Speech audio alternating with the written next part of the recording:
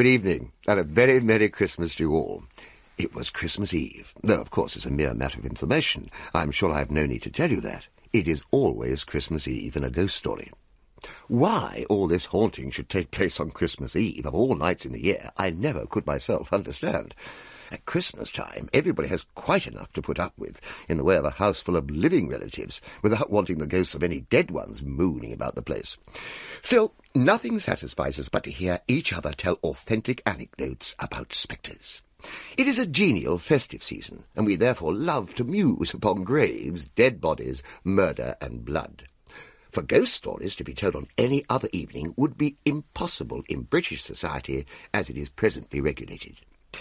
This was the case on the evening of December 24th, 1891, at 47 Laburnum Grove, Tooting, when I was spending Christmas with my Aunt Maria and Uncle John. To set the scene, we had had a very good supper. A very good supper indeed. Unpleasantness has occurred since. Rumours have been put about, and remarks have been passed which have pained me very much. But although injustice, gross injustice, has been done to myself, that shall not deter me from doing justice to others, even to those who have made unfeeling insinuations. I will do justice to Aunt Maria's hot veal pasties and toasted lobsters, followed by her own special make of cheesecakes, washed down with Uncle John's own particular old ale. I did justice to them all. Aunt Maria herself could not but admit that. After supper, Uncle brewed some whisky-punch. I did justice to that also. Uncle John himself said so. He said he was glad to notice that I liked it. We gathered round the piano in the parlour, and after a fortifying draught of the said punch, we were soon in full song. And on the 12th day of Christmas I had in front of me 12 pheasants roasted, 11 muffins toasted, 10 apples goggling, 9 ducklings waddling, 8 boiled gammon, 7 pints salmon, 6 bits of ham, And 5 of Aunt Maria's excellent mince pies. 4 pints of stout, 3 brown trout, 2 kedgerings, and a partridge to eat for my tea.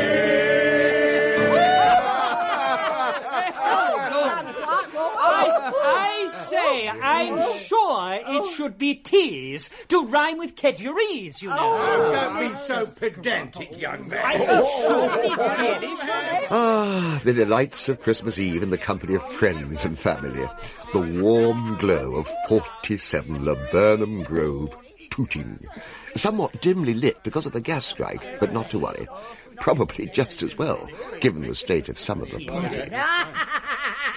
The owner of the braying laugh, presently propped up between our curate, Mr. Scrubbles, and Mr. Samuel Coombs, esteemed county council member, is, of course, my Aunt Maria.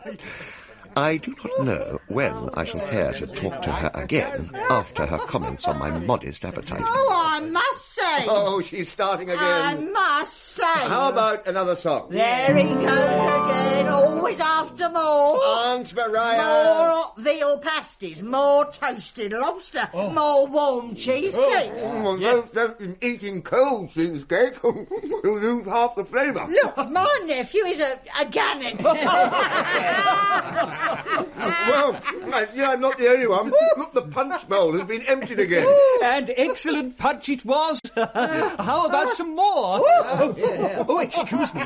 How rude of me to Not suggest at that you all, had... Vicar. Oh, curate, I mean. I have a commendable recipe which requires the addition of a little brandy. That is, if our host do not... Excellent, yes. Come with me and prepare it, Mr. Coombs. I say, jolly good Christmas party your family throws, old chap. What about another song? Oh, shut up, Teddy. I say. The silly young man is my fiend.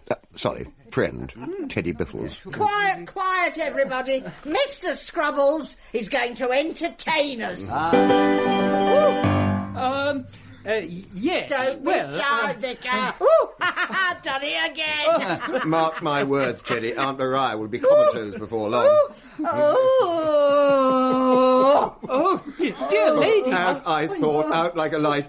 Don't worry, Mr. Scrubbles. Always happens on Christmas Eve. Teddy, give the curate some support, or he'll strain something. Put her in the corner armchair. Yes, that's it. Yes, now, lower her gently. Good. Oh, and put the tea towel over her face.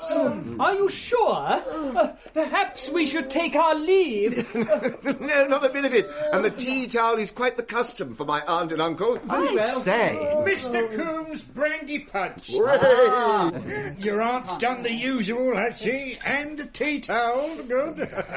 All more punch for us. Oh, capital. The curate was about to show us some card tricks, sir. Excellent. Better fortify ourselves first. Absolutely. Oh, and I do believe, yes, Christmas cake and nuts on the table there. Now, Mr. Scrubble. Yes. Now, I wonder if you have ever heard of Find the Lady, or the 3-card trick. Now, it's a very simple trick. What a jolly time the curate gave us. He warned that this card trick was an artifice which men of few scruples used to swindle fellows out of their money. He said it was a simple trick to do, and that he would show us the imposture that we might be warned against it. Astray. Now, I place the card so, and ask you to find the lady. It's the middle one. You fancy you saw it? I don't fancy anything at all about it. I tell you, it is the middle card. I bet you half a crown it's the middle card. There you are. That's just what I was explaining to you. That's the way foolish young fellows are lured on to lose their money. They don't grasp the idea that it is the quickness of the hand that deceives the eye. Turn the cards over. I shall take your half-crown, sir, to teach you a useful lesson. I shall give it to the church blanket fund. Oh, don't you worry about that. But don't you take it out of the blanket fund, that's all. Very well. Now. Aha! Oh, dear. Well done, Mr. Coombs. Well spotted, sir. Jolly good. You can, of course, see the outcome of this demonstration. I might only comment that an excess of whisky-punch on Christmas Eve might dull the dexterity of the most accomplished card sharper. The next time, Mr. Coombs put 2 half-crowns on the card nearest the coal scuttle. Sure enough, it was the Queen again. After that, Uncle John had a florin on, and he won. Then we all played it, and we all won. All except the curate, that is. He had a very bad quarter of an hour. Cheer up, Scrubbles. Have some more punch. And our friend here can accompany me in a song. Right. Yeah. Champagne Charlie, my boy. Jolly good. I've seen a deal of gaiety throughout this evening great. The best of my accomplishments is beating the curate. The thing I most excel in is the Find the Lady game. It's fun to play, and with the pay, I'll buy you all champagne. Champagne Charlie is my name. Champagne drinking is my game. Good for any game at night, my boys. Good for any game at night, my boys. Champagne Charlie is my name. Champagne drinking is my game. Good for any game at night, my boys. Will come and join me in a spree.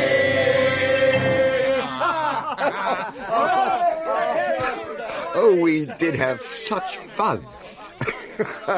But the next recollection I have is that we were telling ghost stories to each other. Oh, yes, that was after Uncle had made such a funny mistake and left out the whiskey in the next bowl of punch. We did laugh at him, and we made him put in double quantity afterwards as a forfeit. Teddy Biffles told us the first ghost story. I say, this punch has a kick. Punch, kick. Or we're telling a story about fighting. Very funny. A bit of atmosphere, if you please, Professor.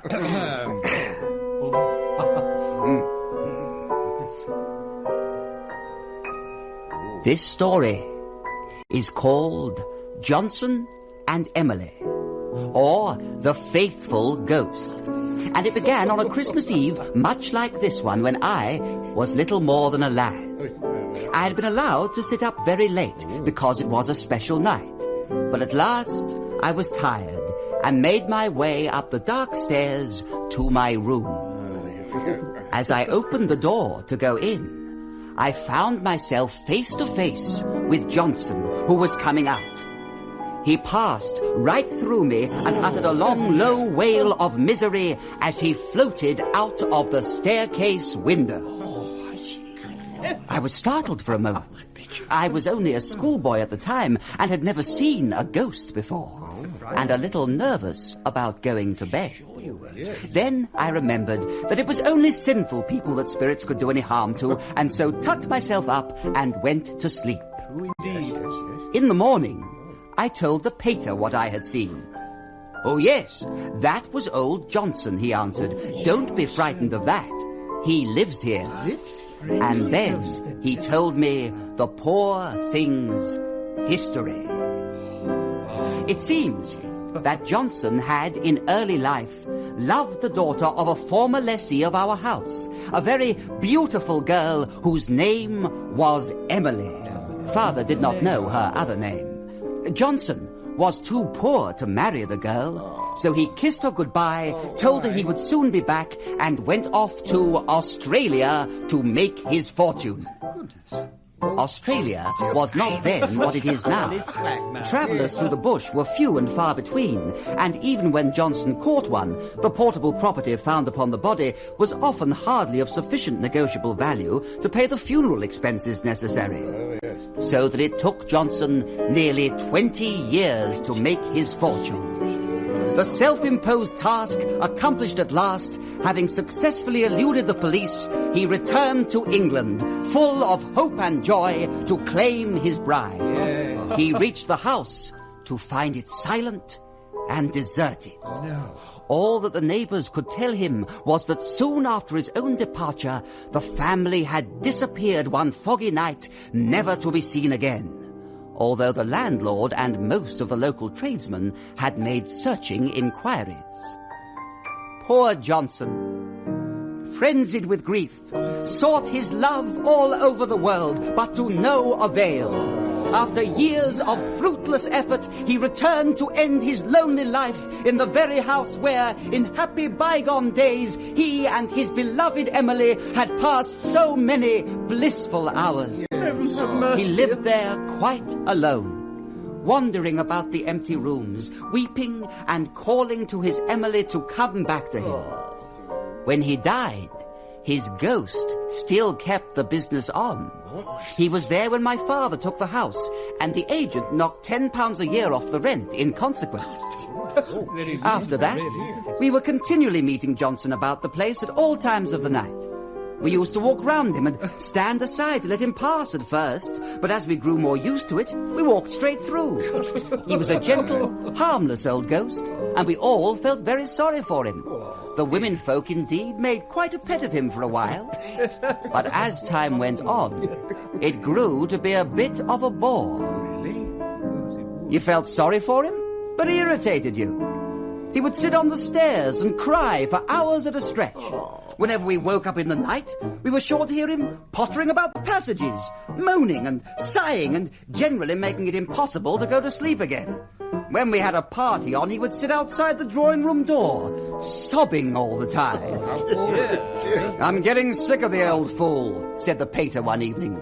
The dad can be very blunt when he's put out, and Johnson had been spoiling a perfectly good game of whist by sitting up the chimney and moaning till nobody knew what were trumps or even what suit had been led. "We shall have to get rid of him." "Well," said the mater, that was the mater, "you'll never see the last of him until he's found Emily's grave. That's what he's after. You find Emily's grave and put him onto that, and he'll stop there. That's the only thing to do. You mark my words." Well, the idea seemed reasonable, but none of us knew where the grave might be. The governor suggested palming off some other Emily's grave on the poor old thing. But there didn't seem to have been an Emily of any sort buried anywhere for miles around. I never came across a neighbourhood so utterly destitute of dead Emily. In the end, we hit upon faking something up for the old chap. We got the workmen in and fixed up a little mound at the bottom of the orchard with a tombstone over it reading, "Sacred to the memory of Emily. Her last words were, 'Tell Johnson I love him.'" And it worked a treat. We lured him down there that very night and, well, it was one of the most pathetic things I've ever seen, the way Johnson sprang upon that tombstone and wept. Dad and old Squibbins, the gardener, they cried like children when they saw it. Johnson hasn't troubled us in the house since then. He spends every night sobbing on the grave now and seems quite happy. There to this day, in fact. I'll take you fellows down and show you next time you come to our place. 10 p.m. to 4 a.m. are his general hours. 10 to 2 on Saturdays. Well done, young Biffles. Thank you. Most affecting. Jolly good show.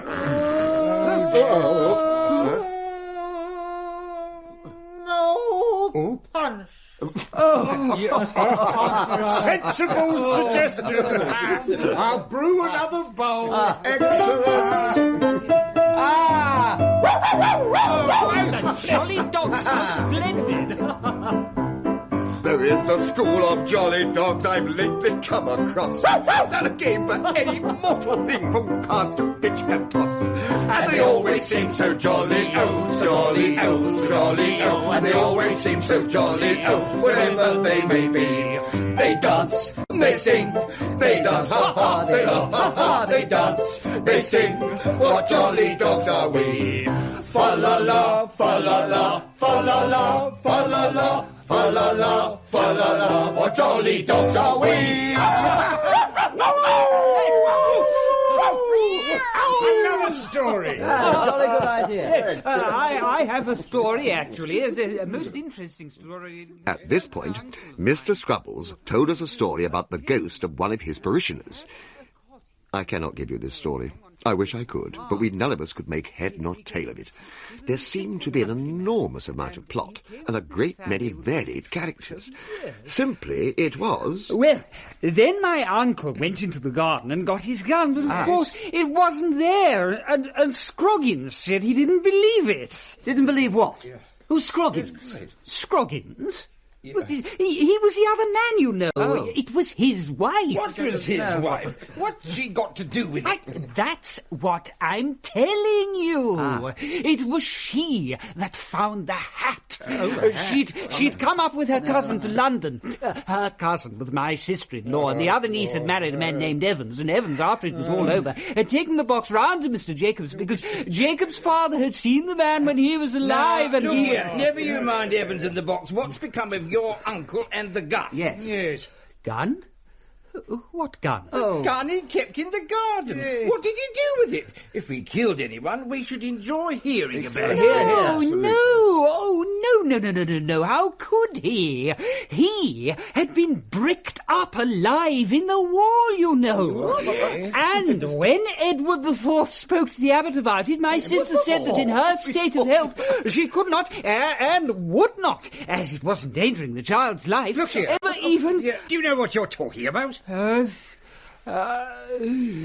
No. Dear nephew, for the sake of us all, pass me the tea towel. I do know that every word I say is true, because my heart's so with Mr. Scrubbles continued his story under the tea towel for some time, whilst we imbibed another glass. No one paid him much attention, though before he went to sleep, we caught a muttered reference to somebody discovering something or other. This put Mr. Coombs in mind of a very curious affair, which he proceeded to tell us about before anyone could stop him. He called it... The Haunted Mill. Now, I'm sure you all know my brother-in-law, Joe Parkins. We didn't know his brother-in-law, but we said we did, so as to save time.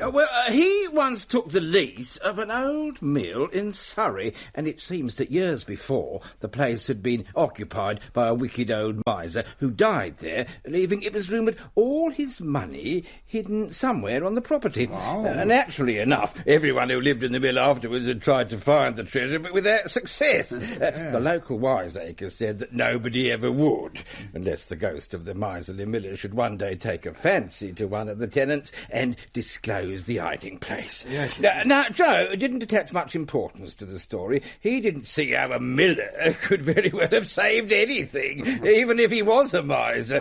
He made no attempt to seek out the booty, and all proceeded normally in his new home until one night he went to bed. Well, there was nothing very extraordinary about that, I admit. He often did go to bed at night. What was remarkable, however, was that exactly as the clock of the village church chimed the last stroke of 12, he woke up with a start.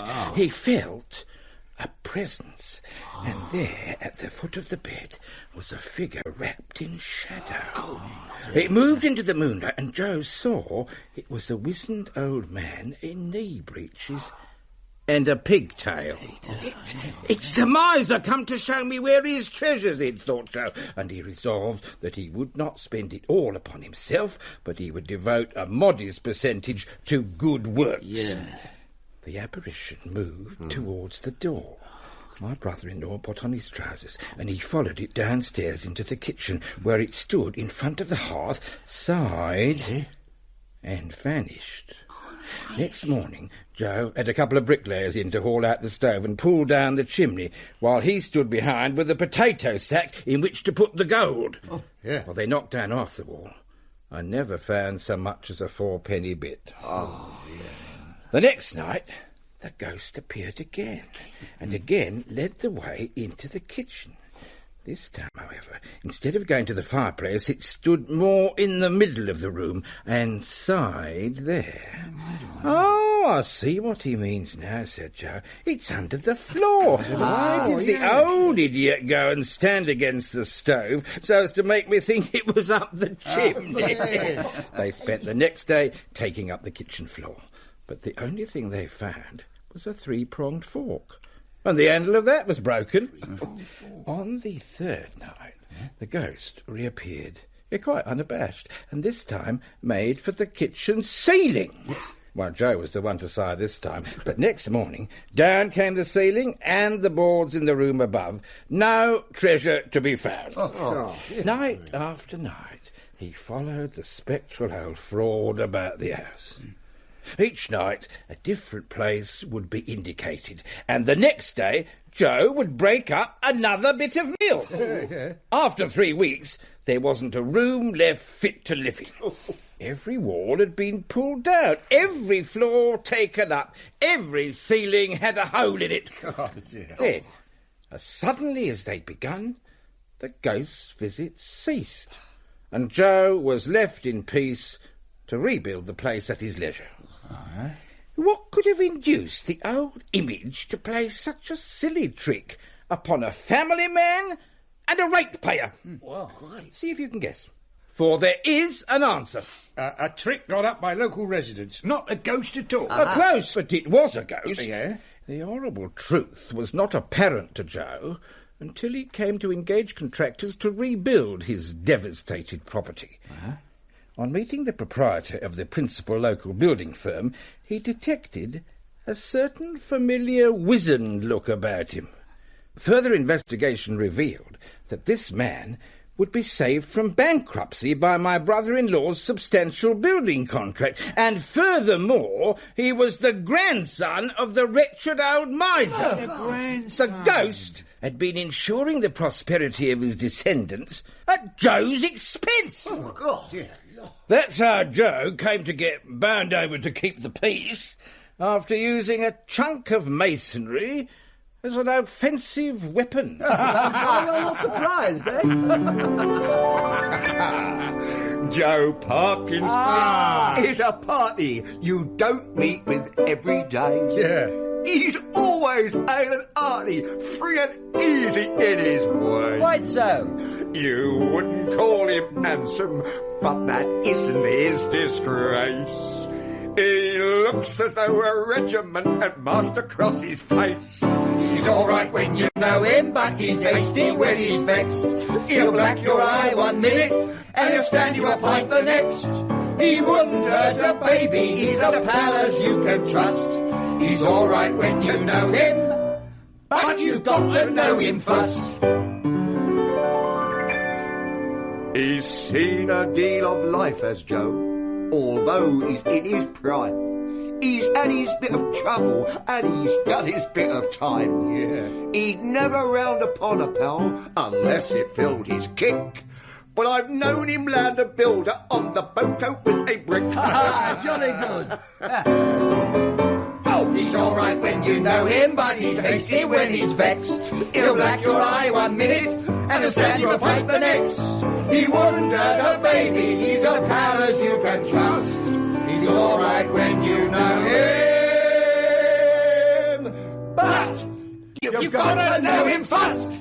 Hey! I'm not sure I entirely approve of my brother-in-law being lampooned in song. Then you obviously have not imbibed sufficiently, sir. Drink up all. Cheers. Now, your attention, please. Thank you. Thank you very much. I have decided as your host that it is incumbent on me to reciprocate the excellent storytelling of my guests with a tale of my own. Scrubbles? I say Scrubbles, old man. Our host is to tell the next tale. Now wake up. Go back to sleep, my dear. Thank you, Mr. Coombs. I'm not sure that shaking the good curate will achieve any desirable effect. Better to leave him tea-towelled. Sit down and listen. My tale is called The Ghost of the Blue Chamber, and concerns this very house. I would not wish to make any of you nervous, but as a matter of fact, one of the bedrooms is haunted. You don't say so. What's the use of your saying I don't say it when I have just said it? Oh, I'm sorry, I'm sure. Yes. As I say, this very house is haunted. Regularly on Christmas Eve, the Blue Chamber is haunted by the ghost of a sinful man. A man who once killed a carol singer with a lump of coal. A lump of coal? Was it difficult? I do not know how he did it. He did not explain the process. The Christmas Waite had taken up a position just outside the front gate and was singing a ballad.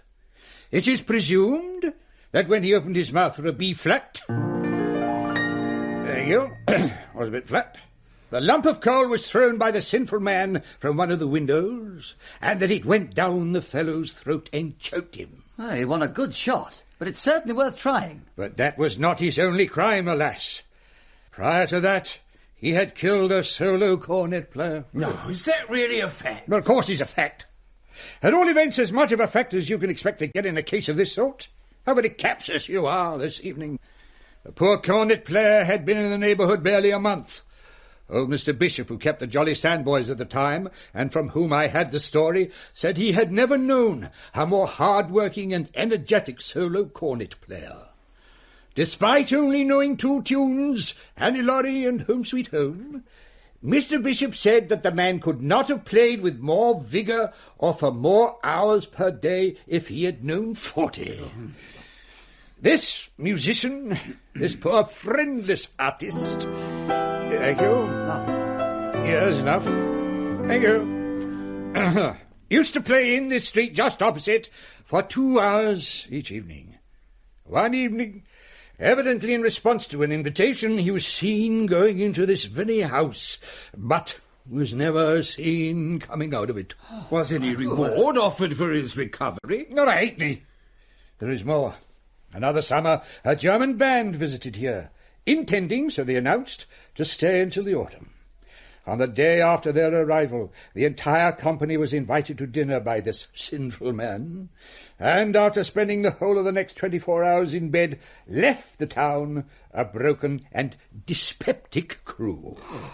The doctor who attended them was of the opinion that they might never be fit to play an air again.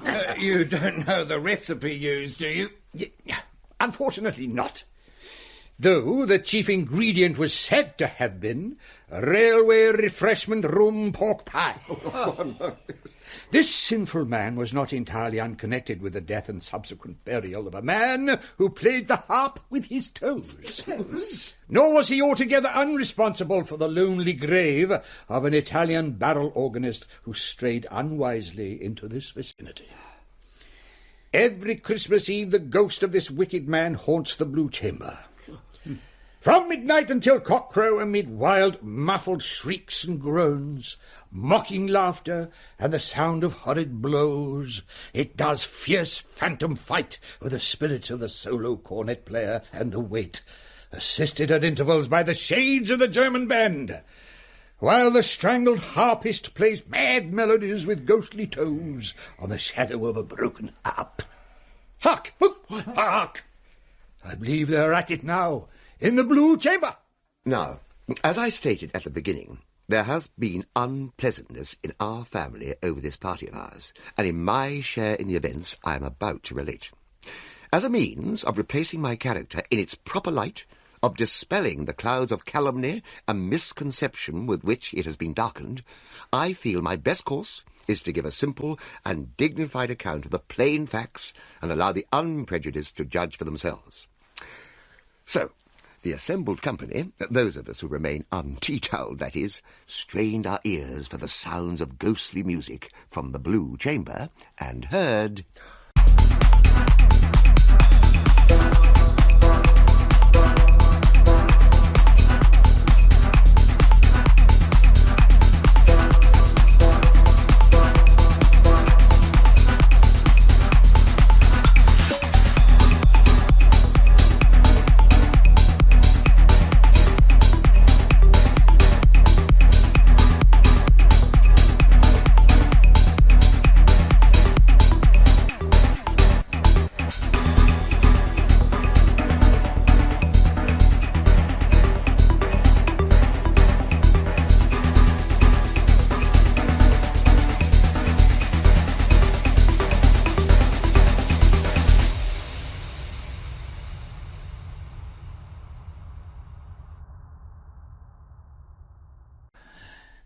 Not a sausage.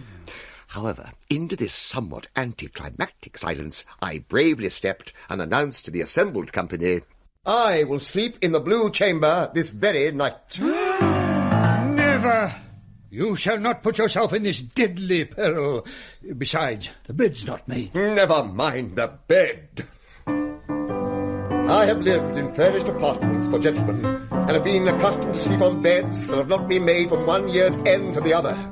Do not thwart me in my resolve. I am young, and have had a clear conscience now for over a month. The spirits will not harm me. I may even do them some little good, and induce them to be quiet. Besides, I should like to see the show, and it is a guest privilege to sleep in the haunted bedroom. Well, my boy, if you put it like that, I can hardly dissuade you. Take this candle to light your way, and jolly good luck. Here. Oh, I see. Very well. A brave fellow. I will pray for you. Oh, you're with us again, Scrubbles, old man. Oh, they all pasties. Make haste, nephew, before your aunt removes the tea towel. Oh, yes, of course. Good luck. Good luck. Good luck, sir. And good night. One last thing, Uncle. Yes. Why is it called the Blue Chamber? After the predominant colour of its toilet service, which you will find in the usual place under the bed should you need it. Good night, dear boy. Good luck. Have a good night, sir. Teddy, my exit music. At once, old chap. Oh, yes.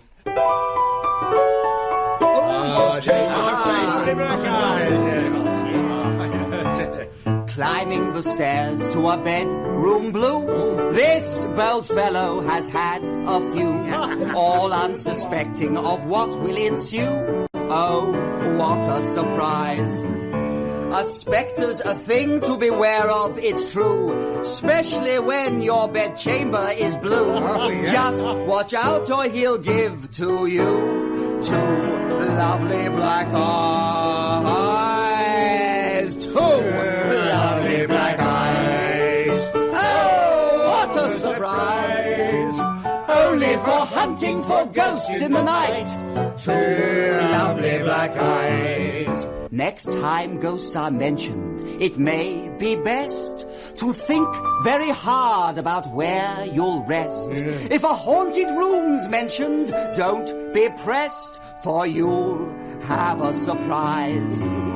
It may be bunk or it may be true, but if you impress with your daring do, such ghostly encounters may give to you to a lovely black eyes. Two lovely black eyes. Oh, what a surprise! Only for hunting for ghosts in the night. Two lovely black eyes. Certainly need this candle out the gas lights. Oh, it's black as pitch here.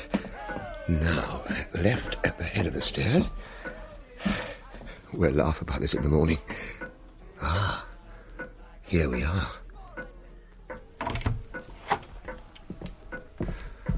Hello? As I thought.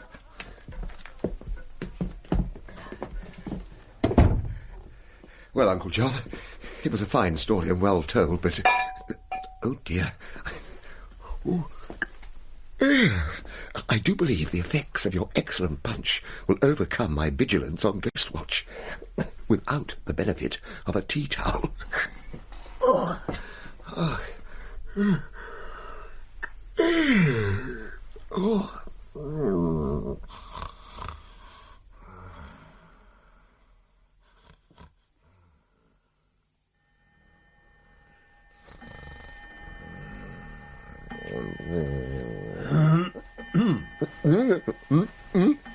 Good evening.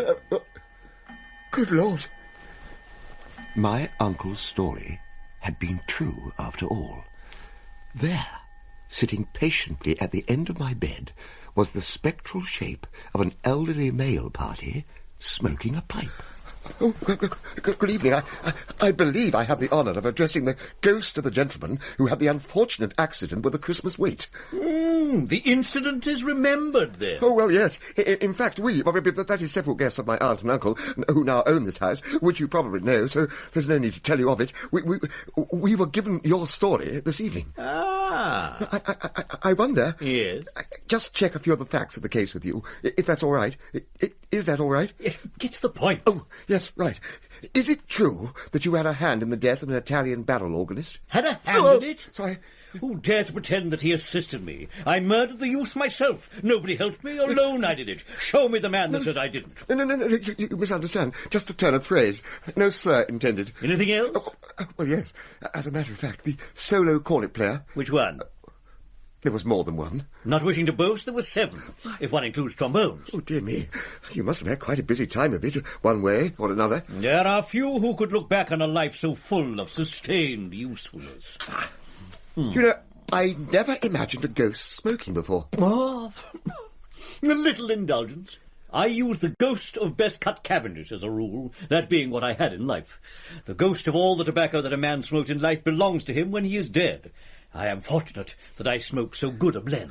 Useful thing to know that. Must remember to smoke as much as possible before I die. Mind if I join you in a pipe? Do. And I will recount for you the nature of my crimes. He had been an energetic old fellow in life. There were 18 muffin men that he had lured into passageways and stuffed with their own wares until they died. Young men and women who recited dreary poetry he used to poison in batches of 10. Park orators and temperance lecturers he used to shut up 6 in a room with a glass of water and a collection box apiece and let them talk each other to death. Oh, it did one good just to listen to him. Isn't it true, old fellow, that the ghosts of all your victims meet you here every Christmas Eve for a row? It was true. For 25 years we had the most wonderful get-togethers here. Ah, me. But no more. One by one I laid them out, spoilt and utterly useless for all haunting purposes. I finished off the last German bandsman just before you came upstairs. But I suppose you're still come yourself, as usual. Oh, I don't know. Nothing much to come for now. Unless, of course, you are going to be here. Oh, well, I've taken a liking to you. You don't fly off screeching when you see a party, and your hair doesn't stand on end. Oh, I say, you look quite ill. That was only an owl or some such. I was afraid it was the cock. It's too early for that. It doesn't make any difference to those cursed chickens. They'd just as soon crow in the middle of the night if they thought it would spoil a chap's evening out. Friend of mine, ghost of a fellow who killed a water rate collector, used to haunt a house in Longacre where they kept fowls in the cellar. Every time a policeman went by and flashed his bullseye lantern down the grating, the old cock would crow like mad and my friend would have to dissolve. Damn bird. It does seem jolly unfair. It's an absurd arrangement altogether. I can't imagine what our old man was thinking of when he made it. As I've said to him over and over again, have a fixed time and let everyone stick to it. Then we'd all know where we were. There you are. That is the sort of thing we have to put up with. What is the time? It's 3:30. Thought as much. Ah, well... Oh, if you can wait a minute, I'll go a bit of the way with you. Oh, it's very good of you, but it seems unkind to drag you out. Oh, no, not at all. We'll just step quietly down the stairs so as not to wake the rest of the house. Oh, sorry to pass through you. Oh, no, not at all. Well, I'll step quietly at least. You can float. I'll just see you to the corner. Oh, it's getting chilly. Good evening, Constable Jones. Morning, I should say, sir. May I ask what you're doing on? Just seeing a friend part of the way home. Friend, sir? What friend? Of course, I forgot. He's invisible to you. He's the ghost of the gentleman that killed the Christmas wait, amongst others. Haunts here regularly. Oh, no. Mrs. Bowles' cockerel stopped play, I'm afraid, so I'm seeing him off. Just going to the corner with him. Well, I don't think I would if I were you, sir. If you take my advice, you'll say goodbye and go back indoors, sir. Perhaps you're not aware, sir, that you're walking about with nothing on but a nightshirt, pair of boots and an opera hat. Where's your trousers? Jones, I don't wish to report you, but it seems to me that you've been drinking. My trousers are where a man's trousers ought to be, on his legs. I distinctly remember putting them on. Well, you haven't got them on now. I beg your pardon, I tell you I have. I think I ought to know. I think so too, sir, but you evidently don't. Now, come along indoors with me, and don't let's have any more of it. Unhappy constable! Help! Good heavens, what is going on? He's not wearing any trousers. My friend here can confirm. Oh, he's gone. No, get off me, constable. Come along, sir. Help! Come along, sir, now. Help! Perhaps I will be back in the Blue Chamber next year, after all. I wish you a Merry Christmas. I wish you a Merry Christmas. I wish you a Merry Christmas. And good haunting next year.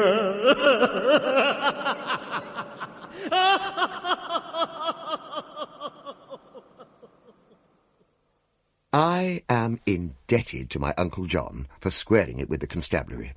But do you know, when I got back to my room and thought over events, I was so overcome with emotion at the sight of my trousers hanging over the bed rail that I burst into tears. I still find it affecting, even now. Such are the plain facts of the case, and I thank you for your indulgence in listening to them. I am sure that to your healthy, charitable minds it must appear impossible that calumny should spring from such a tale. But it has. Persons, I say persons, have professed themselves unable to understand the simple circumstances I have disclosed to you, except in the light of explanations at once both misleading and insulting. Slurs have been cast and aspersions made on me by those of my own flesh and blood. But I bear no ill feeling. I will state quite publicly, and without rancour or regret, that I wish all of those mentioned, even Aunt Maria, the most cordial seasonal felicitations. May my tale be a caution to those lucky enough to spend this season in the bosom of the family. Beware, at the first mention of ghosts, turn all the lights on full and earnestly discuss the weather. May your Christmas days be full of good cheer. I recommend whisky-punch, and your Christmas nights sweet and untroubled. Good night, and a Happy New Year.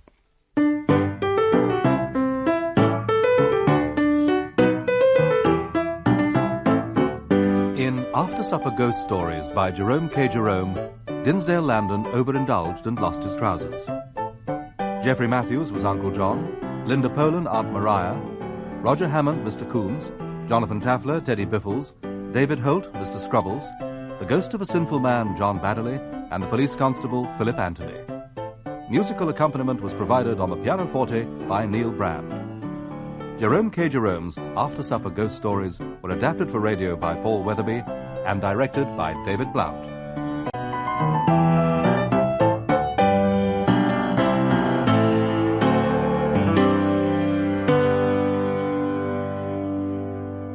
Is this a musician I see before me? Yeah! Whoops! Sorry.